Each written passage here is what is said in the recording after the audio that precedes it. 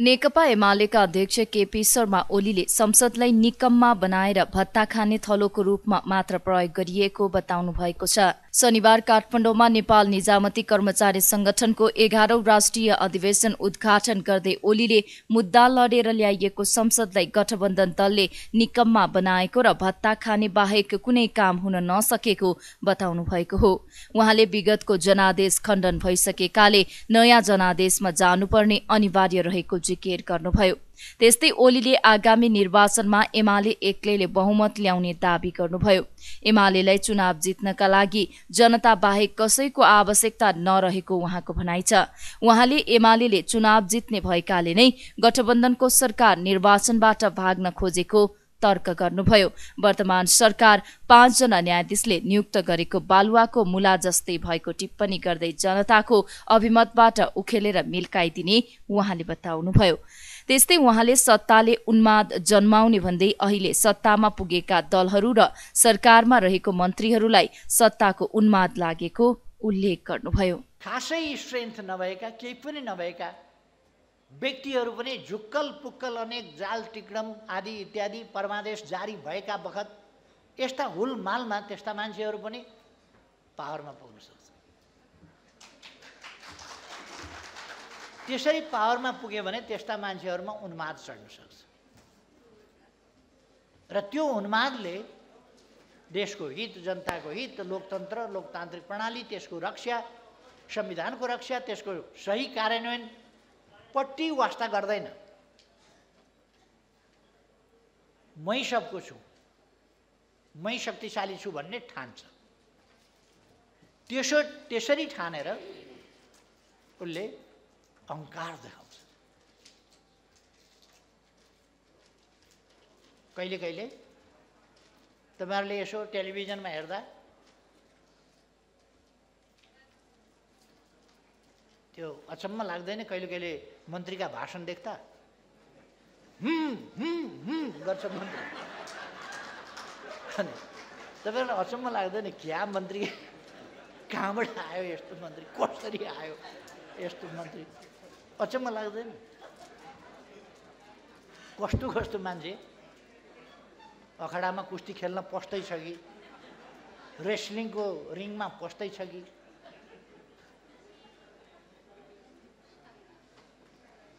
अचम्म लाग्छ। साधारण मान्छेहरू पनि अचम्म मान्छ। त्यो के हो भने उन्माद हो। त्यो उन्माद एउटा वन मान्छे हुन्छ चिम्पान्जी, चिम्पान्जीको अर्को एउटा रूप हुन्छ त्यो रौँ पनि त्यति लामा लामा नभएको चिम्पान्जी। त्यो जब एकदम जवान हुन्छ अनि त्यसमा बलको उन्माद हुन्छ। बलको उन्माद भएपछि त्यसले छाती ड्याम ड्याम ड्याम ड्याम ड्याम ड्याम आफै पिट्छ। उसले चाहिँ कुस्ती खेल्ने जोडी खोजेको अनि अर्को कुस्ती खेल्ने त्यसै गरी छाती पिट्ने भेटायो भने भिड्छन् को बलियो भनेर। कहिले कहिले म हाम्रा माननीय मन्त्रीज्यूहरूलाई त्यस्तै त्यस्तै देख्छु, ड्याम ड्याम ड्याम ड्याम छाती पिटेको। यदि पुरानो जनादेशले जबसम्म काम गर्छ तबसम्म पार्लियामेन्ट रहन्छ। त्यो जनादेशले काम गर्न छोड्यो भने फेरि जनताको बिचमा गएर नयाँ ताजा जनादेश प्राप्त गर्नुपर्छ र देशलाई अगाडि बढाउनुपर्छ। देशलाई, पार्लियामेन्टलाई निकम्मा बनाएर अहिलेको जस्तो भत्ता खाने बाहेक के काम गरिरहेछ? पार्लियामेन्ट भत्ता खाने काम गरिरहेछ। अनि मुद्दा लडेर फिर्ता ल्याएको संसदले के काम गर्छ बिचरा? मुद्दा लडेर फिर्ता ल्याएको, मुद्दाबाट आएका सर्वोच्च अदालतले टिको लगाइदिएर सरकार बनेकाहरूले के गर्छ? त्यसै कारण हामी भन्छौँ जनतामा जानुपर्छ। प्रहरीले साथ दिनु पर्दैन एमालेलाई, निष्पक्ष भएर काम गरे हुन्छ। निर्वाचन आयोगले साथ दिनु पर्दैन एमालेलाई, एमाले काफी छ एक्लै। त्यसकारण नागरिकको हिसाबले तपाईँहरूले हरेक नेपालीले साथ दिनुपर्छ। नेपाली कङ्ग्रेसले म प्रधानमन्त्री हुँदा एउटा कर्मचारी भेला गर्यो र सरकारलाई असहयोग गर भनेर नेपाली कङ्ग्रेसका नेताहरूले सरकारलाई असहयोग गर्न आह्वान गरे कर्मचारीका बीचमा। त्योभन्दा अलोकतान्त्रिक सोच के हुन्छ? कर्मचारीलाई सरकारलाई असहयोग गर भनेपछि सरकार चल्छ कसरी, सरकार हुन्छ कसरी? कस्तो खालको सोच हो? सिस्टम विरोधी सोच हो, लोकतन्त्र विरोधी सोच हो। तानाशाहीको अर्को रूप हो त्यो, जुन नेपाली कङ्ग्रेसका नेताहरूको मुखबाट त्यो रेकर्ड अहिलेसम्म पनि छ। त्यसकारण नेपाली कङ्ग्रेसका नेताहरूले सुनुन्, आज म अपोजिसन लिडरको हैसियतले भन्दैछु, तपाईँ कर्मचारी साथीहरूलाई भन्दैछु, तपाईहरूले गभर्मेन्टलाई असहयोग गर्न मिल्दैन, गभर्मेन्टलाई सहयोग गर्नुहोस्। खुलाको पनि अलिकति सानोतिनो भए पनि जरा हुन्छ, यसको त जरा न फरा 5 जनाले नियुक्त गरे सरकारले, जरा न फराको सरकारले केही पनि छैन रे। टपक्क टिपिदिने हो भने बालुवामा लगेर राखेको नकली मुला यसो एकछिन बालुवामा राखे जस्तो हो। यो फुत्त तान्दाखेरि जरोसरो केही पनि छैन, हल्लाउनु पनि पर्दैन, पुग्लुकै आउँछ। हामी खालि यसलाई तान्ने दिन खोजिराखेका छौँ, भाग्न खोजिराखेका छन्। भागेर कहाँ जान्छ? कहाँ जान्छ? चुनाव त गर्नै पर्छ। हामी आज अपोजिसनमा छौँ, आज अपोजिसनमा छौँ। मलाई हतार भइराखेको छ, त्यहाँ हजारौँ मान्छे आज प्रवेश गर्दैछन्, हजारौँ मान्छे। तपाईहरूलाई कुनै दिन महानगरका मेयर, उपमेयर, वडा अध्यक्षहरू सहित एमाले प्रवेशका खबरहरू आइरहन्छन्। नगरका मेयर, उपमेयर सहित, वडा अध्यक्षहरू सहित यति हजार मान्छे एमाले प्रवेश भन्ने खबर आइरहन्छन्। पालिका अध्यक्ष, उपाध्यक्ष समेतका यति मान्छे एमाले प्रवेश भन्ने आइरहन्छन्। हामी अपोजिसनमा छौँ। अपोजिसनले के दिन्छ? जागिर दिन्छ। अपोजिसनले पोलिटिकल एपोइन्टमेन्ट दिन्छ। अपोजिसनले एम्बेसडर बनाउँछ, जिएम बनाउँछ। अपोजिसनले केही गर्छ, अपोजिसनले केही गर्दैन। तर देश बनाउने त यही पार्टी हो नि, देर सबेर युएमएल नै हो। अब कुनै पनि ठाउँ हिजोको जस्तै परिणाममा, एमालेको सन्दर्भमा हिजोको जस्तो परिणामको कसैले कल्पना नगरे हुन्छ। एमालेले स्विप आउट गर्दैछ। अध्यक्ष ओलीले यसअघि आफ्नो नेतृत्वको सरकार हुँदा आफूलाई असहयोग गर्न कांग्रेसले आफू निकट कर्मचारीलाई निर्देशन दिएको चर्चा गर्दै अहिलेको सरकारलाई भने पूर्ण रूपमा सहयोग गर्न कर्मचारीलाई निर्देशन दिनुभयो।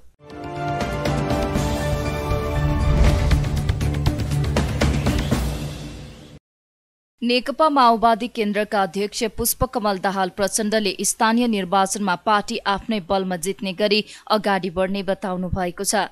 प्रचण्डले गठबन्धनमा रहेका दलहरूसँग चुनावी तालमेलको कुरा आए सोच्न सकिने, तर मूल रूपमा आफ्नै बलमा अगाडि बढ्ने नीति लिएको समेत बताउनुभयो। नुवाकोटमा शनिबार आयोजित पत्रकार सम्मेलनमा माओवादी अध्यक्ष प्रचण्डले पार्टीको सम्पूर्ण ध्यान स्थानीय तहको निर्वाचनमा लागेको उल्लेख गर्नुभयो। स्थानीय तहको निर्वाचन 2079 वैशाख 30 गतेका लागि घोषणा गरिएको छ। निर्वाचनका लागि राजनीतिक दलहरूले आफ्ना कार्यक्रम तीव्र पारिरहेका छन्। निर्वाचन आयोगले पनि निर्वाचनको तयारीलाई तीव्र पारेको छ। राजनीतिक दलहरूबीच निर्वाचनमा गठबन्धन बनाएर जाने कि एक्लै प्रतिस्पर्धा गर्ने भन्ने बारे छलफल चलिरहेको बेला देउवाको उक्त भनाई आएको हो। राजनीतिक दलहरूबीच निर्वाचनमा गठबन्धन बनाएर जाने कि एक्लै प्रतिस्पर्धा गर्ने भन्ने बारे छलफल चलिरहेका बेला दाहालको उक्त भनाई आएको हो। त्यस्तै उहाँले एमसीसी सम्झौताको विषय व्याख्यात्मक टिप्पणी मार्फत टुङ्गो लगाइएको बताउनुभयो। सुरुदेखि नै माओवादीले एमसीसी जस्ताको तस्तै पारित गर्न हुँदैन भन्ने धारणा राखेको र संसदबाट सोही अनुसार व्याख्यात्मक घोषणा गरिएको उहाँको भनाइ छ।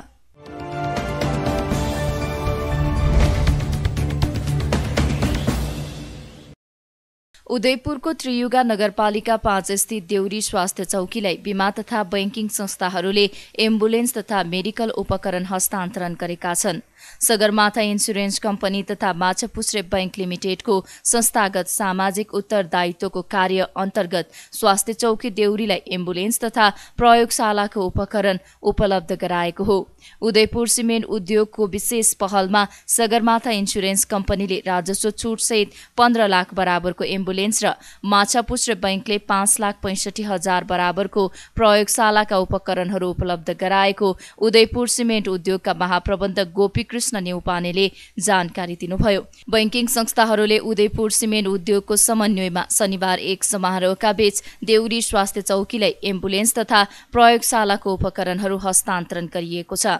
सगरमाथा इन्सुरेन्सका प्रमुख कार्यकारी अधिकृत चुङ्की छेत्रीले त्रियुगा नगरपालिकाका मेयर बलदेव चौधरीलाई एम्बुलेन्सको साँचो हस्तान्तरण गर्नुभएको छ भने सोही कार्यक्रममा एम्बुलेन्स र प्रयोगशालामा आवश्यक पर्ने प्राविधिक जनशक्तिको व्यवस्थापनका लागि देउरी स्वास्थ्य चौकीलाई उदयपुर सिमेन्ट उद्योग लिमिटेडका तर्फबाट 7 लाखको चेक देउरी स्वास्थ्य चौकीलाई हस्तान्तरण गरिएको छ। सगरमाथा इन्सुरेन्स कम्पनीको तर्फबाट 15 लाख, माछापुच्छ्रे बैंक लिमिटेडको तर्फबाट 5,65,000 र अन्य संघ संस्थाहरूको तर्फबाट गरी कुल 30 लाखको लगानीमा ती कार्यहरू सम्पन्न भएका छन्। उदयपुर सिमेन्ट उद्योग मार्फत स्वास्थ्य चौकी देउरीका व्यवस्थापन समितिलाई हस्तान्तरण गर्न सफल भएको उद्योगका महाप्रबन्धक गोपीकृष्ण नेउपानेले जानकारी दिनुभयो।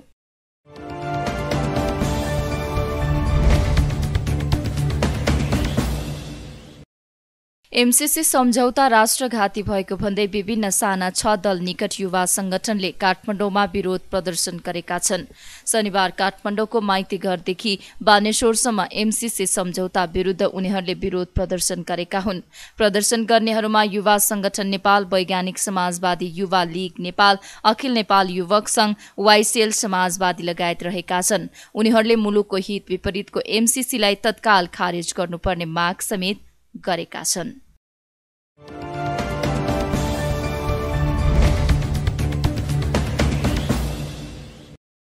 जनता समाजवादी पार्टी जसपा नेपालको संघीय परिषद बैठकमा अध्यक्ष डाक्टर बाबुराम भट्टराईले राजनीतिक प्रतिवेदन पेश गर्नुभएको छ। शनिबार काठमाडौँमा बसेको परिषद बैठकमा भट्टराईले समसामयिक र जसपाको कार्यदिशा विषयक राजनीतिक प्रतिवेदन पेश गर्नुभएको हो। बैठकले अध्यक्षको राजनीतिक प्रतिवेदनमाथि छलफल गरी पारित गर्नेछ। अध्यक्ष भट्टराईको प्रतिवेदनमा पार्टीको राजनीतिक जीवनमा विभिन्न आरोह अवरोह आउनु स्वाभाविक भएको उल्लेख गर्नुभएको छ। पार्टी संगठनले त्यस्ता समस्या, अप्ठ्यारा र आरोह अवरोहलाई सामना गर्न र पचाउन सक्नुपर्ने प्रतिवेदनमा उल्लेख छ। त्यस्तै पार्टीभित्र व्यक्त हुने सबै प्रकारका विचारलाई सम्मान गर्दै सकेसम्म सर्वसहमत निर्णय गर्ने प्रयास गर्नुपर्ने र मत विभाजनको अवस्था आए अल्पमत बहुमतको प्रक्रियालाई स्वाभाविक रूपमा लिनुपर्ने पनि उहाँले उल्लेख गर्नुभएको छ। संघीय परिषद बैठकपछि फागुन 29 र 30 गते केन्द्रीय समितिको बैठकमा संघीय परिषदले पारित गरेको राजनीतिक प्रतिवेदनमा छलफल हुनका साथै स्थानीय निर्वाचन, विधान सम्मेलन लगायत विभिन्न समसामयिक राजनीतिक घटनाक्रममाथि छलफल हुने जसपाले जनाएको छ।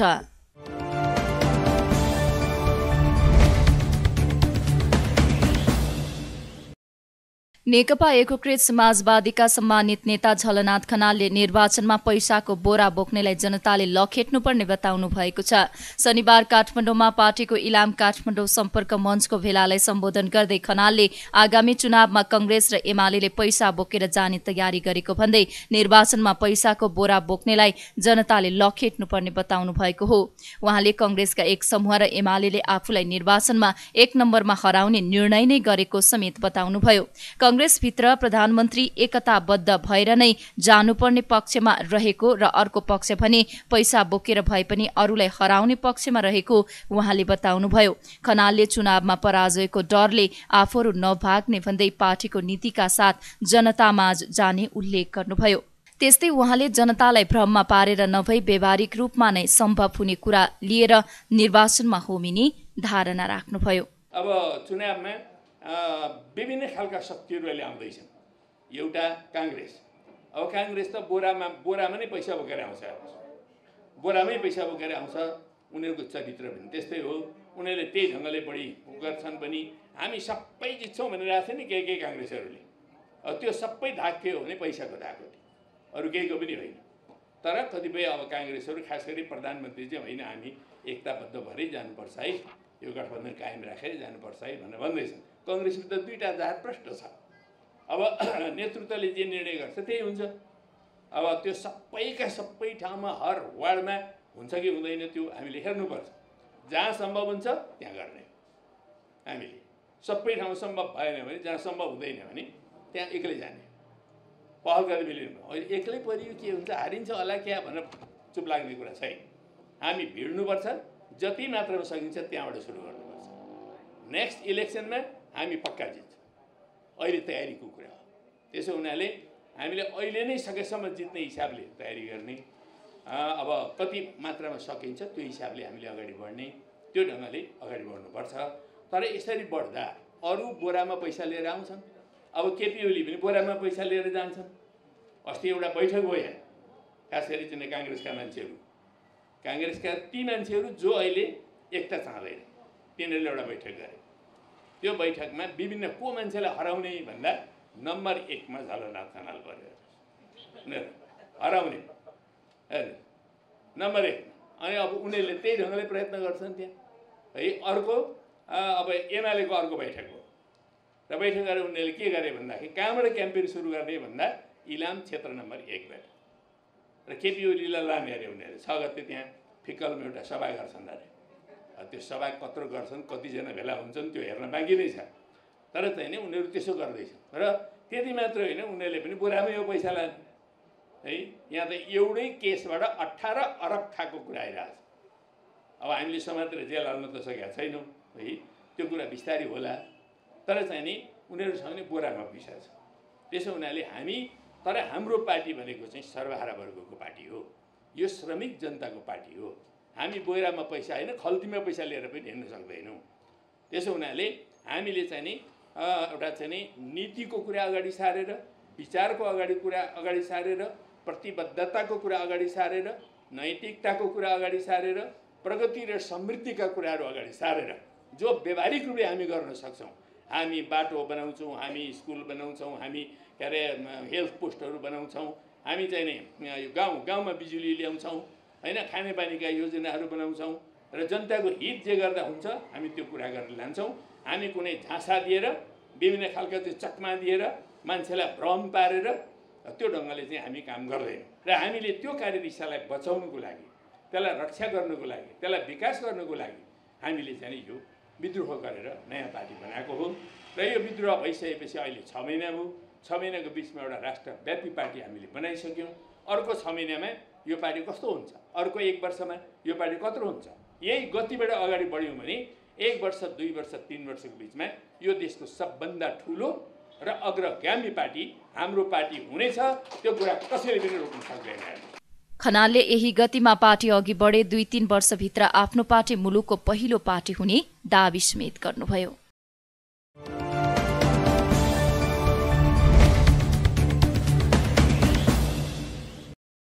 नेपालमा थप 73 जनामा कोरोना संक्रमण पुष्टि भएको छ। देशभर गरिएको 2238 पीसीआर परीक्षणका क्रममा 30 जना र 2824 एन्टिजेन परीक्षणका क्रममा 43 जनामा कोरोना संक्रमण पुष्टि भएको स्वास्थ्य मन्त्रालयले जनाएको छ। शनिबार कोरोनाका कारण कसैको पनि मृत्यु नभएको मन्त्रालयको भनाइ छ। हालसम्म नेपालमा कोरोनाका कारण 11950 जनाले ज्यान गुमाइसकेका छन्। त्यस्तै थप 192 जना संक्रमण मुक्त हुँदा हालसम्म नेपालमा 9,60,878 जना निको भएका छन्। हाल नेपालमा 5050 सक्रिय संक्रमित आइसोलेसनमा र 106 जना क्वारेन्टाइनमा रहेको मन्त्रालयले जनाएको छ।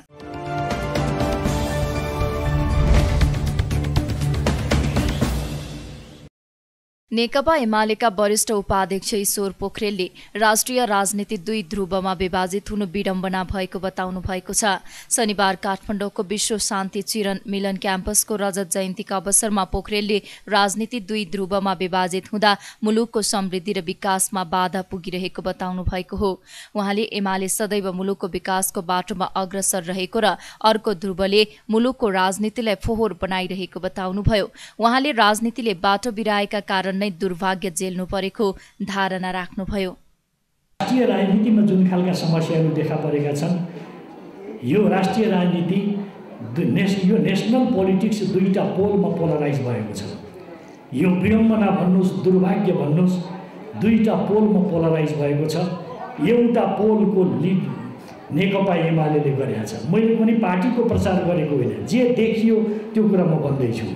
त्यसले निश्चित एजेन्डाहरू, पोलिटिकल स्टेबिलिटीको कुरा, आर्थिक विकास र समृद्धिको कुरा, राष्ट्रिय स्वाभिमान र स्वतन्त्रताको कुरा, सामाजिक सद्भावको कुरा, देश बनाउने सपनाहरूलाई जागृत गर्ने कुरा गरेको छ। अर्को पोल गठबन्धनको पोल छ। यो गठबन्धनको बारेमा मैले केही भन्नु पर्दैन। गठबन्धनमा आबद्ध भएका विभिन्न नेता साथीहरू, कार्यकर्ता साथीहरूले प्रतिक्रिया व्यक्त गर्दै हुनुहुन्छ, त्यसलाई हेरे पुग्छ। आज राजनीतिभित्र जस्तो खालको एउटा विकृति विसङ्गति देखा परेको छ, म यो शैक्षिक संस्थाले, यो कलेजले, यो कलेज परिवारले जसोकैले गरोस्, राजनीतिक क्षेत्रमा देखा परेका विकृति विसङ्गतिको विरुद्धमा खबरदारी गर्नुपर्ने जरुरत पनि छ। म यो पार्टी त्यो पार्टी भन्न चाहन्न, जसुकैमा देखियोस् खबरदारी गर्नुपर्ने जरुरत छ। किनभने राजनीति बिग्रियो भने हाम्रो सम्पूर्ण प्रणाली बिग्रन्छ, त्यसलाई सच्याउनु पर्ने जरुरत छ। हामी देख्दैछौँ राजनीतिक नेताहरू यता हेरो एउटा कुरा, उता हेरो अर्को कुरा, ऊ पर हेरो अर्कै कुरा, अझै उता हेरो अर्कै कुरा गर्ने राजनीतिक नेताहरू पनि एकदम यो राजनीतिको मञ्चमा मञ्चन गर्दैछन्, हामीले देखिरहेका छौँ। त्यस कारणले यी गलत कुराहरू जसुकैले गरौँ त्यसप्रति खबरदारी गर्नुपर्ने जरुरत छ। यहाँहरूसित म यो आग्रह गर्न चाहन्छु। यो हाम्रो देशमा त कस्तो हालत भयो भने, म राजनीति आन्दोलनको पार्टीको एउटा कार्यकर्ता हुँ, जिम्मेवार व्यक्ति हुँ, तर मैले तपाईँहरू जस्तो व्यक्तिहरूसित खुलस्तै भन्नुपर्छ, आज हाम्रो मुलुकमा everywhere politics but no politics. सबैतिर राजनीति यति गिजोलिएको छ, सर्वत्र राजनीति छ। तर राजनीतिले गर्नुपर्ने जुन कुरा हो त्यो बेला बेलामा बाटो बिराउने गरेको छ। त्यही बाटो बिराएको राजनीतिका कारणले हामीले दुर्भाग्य झेल्नु पर्दैछ। त्यो दुर्भाग्यका बाछिटाहरूले हाम्रो यो संस्था कति प्रभावित हुन्छ कि कतै प्रभावित हुन्छ कि भनेर ख्याल गर्नुपर्ने जरुरी छ। पोखरेलले जुनसुकै दलको सरकार बने पनि राज्यले शिक्षा क्षेत्रलाई सदैव प्राथमिकतामा राख्नुपर्ने बताउनुभयो।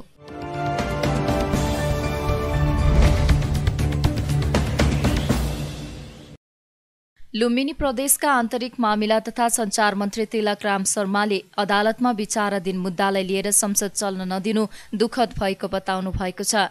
मुख्यमन्त्री तथा मन्त्री परिषदको कार्यालयको सहयोगमा रिपोर्टर्स क्लब नेपाल लुम्बिनी प्रदेश कार्यालयले आयोजना गरेको जनसरोकारका विषयमा लुम्बिनी प्रदेश सरकार र सञ्चारकर्मीबीच छलफल कार्यक्रममा बोल्दै मन्त्री शर्माले प्रमुख प्रतिपक्षी दलले उठाएको माग अदालतमा विचाराधीन अवस्थामा रहेको भन्दै यही विषयलाई लिएर संसद चल्न नदिनु दुःखद भएको प्रतिक्रिया दिनुभएको हो। मन्त्री शर्माले जनसरोकारका विषयमा प्रदेश सरकारले गौरव गर्ने काम गरेको बताउँदै शिक्षा, स्वास्थ्य, भौतिक निर्माण तथा विभिन्न हिसाबले सरकारले गौरवको काम गरेको बताउनुभयो। उहाँले प्रमुख प्रतिपक्षी दलले संसदमा गरेको अवरोधका कारण विभिन्न जनपक्षीय जनसरोकारका विषयमा बनेको विधेयक रोकिएको भन्दै तत्काल संसद सुचारू गर्ने वातावरण बनाउन आग्रह गर्नुभयो। साँच्चै गौरव गर्ने ठाउँमा लुम्बिनी प्रदेश पुगेको छ। लुम्बिनी प्रदेश सरकार पुगेको छ। जनताको बीचमा जाने कुरा विभिन्न क्षेत्रबाट, शिक्षा, स्वास्थ्य लगायत अब भौतिक निर्माणदेखि लिएर खानेपानी अन्य विभिन्न क्षेत्रबाट लुम्बिनी प्रदेश गाउँ गाउँमा पुगेको छ। धेरै कामहरू जनसरोकारका कामहरू भएका छन्। हो, हामीले धेरै जो आशा अपेक्षा गरेका थियौँ त्यो अनुसार हुन सकेन। सायद हामीले अलिक बढी सपना पनि देख्यौँ कि सपना देखायौँ कि त्यो कुरो पनि हो। सपना देखायौँ पनि, सपना देख्यौँ पनि। त्यसले गर्दा आज सबै कुरा हामीले सोचे जस्तो हुन सके त्यो निश्चित हो। तर साँच्चै भन्दाखेरि धेरै कामहरू चाहिँ भएका छन्। यो सबैले बुझेको कुरा हो, सबैले जानेको कुरा हो। धेरै कुराहरू आएको पनि छ र मिडियाकर्मी साथीहरूले निकै एउटा महत्त्वका साथ यो विषयलाई उठाइ पनि राख्नु भएको छ। यी विषयहरू निरन्तर रूपमा संसदबाट उठ्ने छलफल हुने खालको जो वातावरण हुन पर्थ्यो त्यो हुन नसकिराखेकै कुराहरू चाहिँ छ। अगाडि पनि यहाँ रामजी मान्यजीले धेरै कुराहरू चाहिँ राख्नुभयो। वास्तवमा यो अलिकति नमिलेको कुरा हुन त उहाँले त्यहाँ राख्नुभयो। मैले अहिले पनि थोरै कुराहरू चाहिँ भने नमिलेको कुरा के हो भने ल ठिक छ, अब सभामुखले चिन्ने भनेको मुख्य गरिकन उनी सांसद कसरी निर्वाचित भएर आए भन्ने कुरालाई एउटा चिन्ने, कुन प्रक्रियाबाट आए भनेर चिन्ने एउटा कुरा हो। त्यो भइसकेपछि अर्को कुरा संविधान अनुसार, कानुन अनुसार के हो भनेर चिन्ने कुरा हो। सभामुखले चिन्ने भन्ने कुरा त्योभन्दा अर्को तरिकाले गएर चिन्ने कुराहरू चाहिँ होइन। त्यो स्थितिमा जाँदाखेरिमा अब उहाँहरू अब एकजना मान्यले आफू स्वतन्त्र भनेर प्रस्ताव गर्नुभएको छ र सबै कुरो त्यही अनुसार गइराखेको छ। अर्को मान्यले पार्टी रोज्नु भएको छ। अब त्यसलाई कारबाही गर्नुपर्छ भनेर मान्यज्यूहरूले विषय उठाउनु भयो। उठाइसकेपछि त्यो कार्यान्वयन हुन सकेन भनेर उहाँहरू आफै फेरि अदालतमा जानु। अदालतमा गइसकेपछि अदालतले त्यसलाई विचाराधीन अवस्थामा राखिराखेको अवस्था छ। त्यो स्थितिमा अदालतले फैसला नगरिदिएसम्म त्यो कुरालाई फैसला गर्ने अधिकार न त सभामुखलाई छ न अरू कसैलाई छ। अदालतमा गइसकेको विषय स्वतः चाहिँ अदालतको सरोकारको विषय हो। त्यो विषयलाई लिएर संसद अवरुद्ध हुनु कुरो आफैमा एउटा स्वाभाविक कुराहरू चाहिँ होइन, आफैमा सही कुराहरू होइन। बरु ठिक छ तिनी विषयहरूलाई चाहिँ उठाउँदै पनि लिएर गएर संसदमा जनताका सरोकारहरूको बारेमा यो अहिलेको सरकारले प्रभावकारी काम गरोस् भन्ने कुरामा आलोचनै गर्ने कुराहरू पनि त्यहाँबाट भइदिएको भए धेरै राम्रो हुन्थ्यो। त्यस्तै कार्यक्रममा प्रमुख प्रतिपक्षी दल नेकपा एमाले लुम्बिनी प्रदेशका सांसद रामजी घिमिरेले संसद अवरोध हुनुको मुख्य सर्जक नै गठबन्धन सरकार रहेको आरोप लगाउनुभयो। उहाँले सभामुखले पदको दुरुपयोग गरी कुनै अमुक पार्टीको कार्यकर्ता जस्तो भूमिकामा देखिएको भन्दै गठबन्धनको मति नसुध्रिएसम्म संसद अवरोध कायमै रहने बताउनुभयो। बोल्ने वातावरण बनाउनु नै भएको छैन। विनोदजीले मलाई आग्रह गर्नु हो, विनोदजीलाई धन्यवाद छ। संसद खुल्नुपर्छ, त्यहाँ जनताका मुद्दा उठ्नुपर्छ, त्यसले विधेयक बनाउनुपर्छ, सरकारका बिलहरू पास गरेर अगाडि बढ्नुपर्छ प्रदेश सभा। तर त्यो त गठबन्धनले नै अवरुद्ध गरेको छ। सबभन्दा ठुलो दलको निर्णय सभामुखले कार्यान्वयन गरिदिनु भएको छैन, सूचना टाँसिदिनु भएको छैन र कारबाही गरेका मान्छेलाई लिएर गएर मन्त्रीमा राखिदिनु भएको छ भनेपछि त त्यो अवरोधको चाहिँ सर्जक गठबन्धनै हो।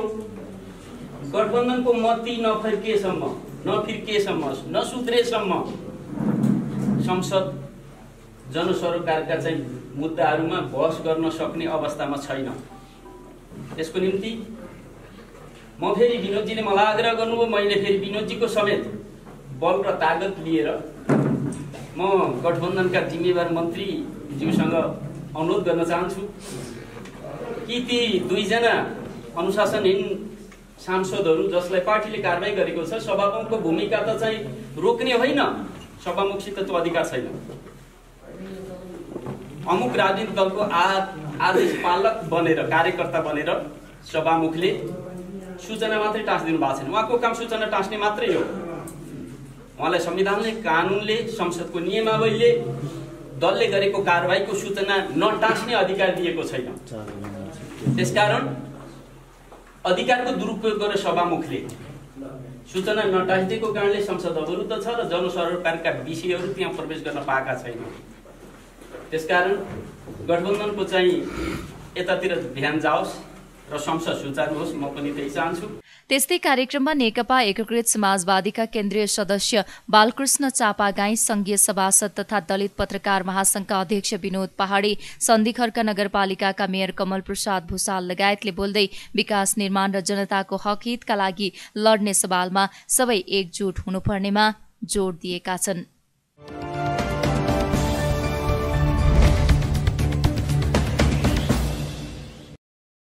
संघीय मामिला तथा सामान्य प्रशासन मन्त्री राजेन्द्र श्रेष्ठले दैनिक सुनको आयात घटाउने निर्णय केही समयका लागि मात्र भएको बताउनु भएको छ।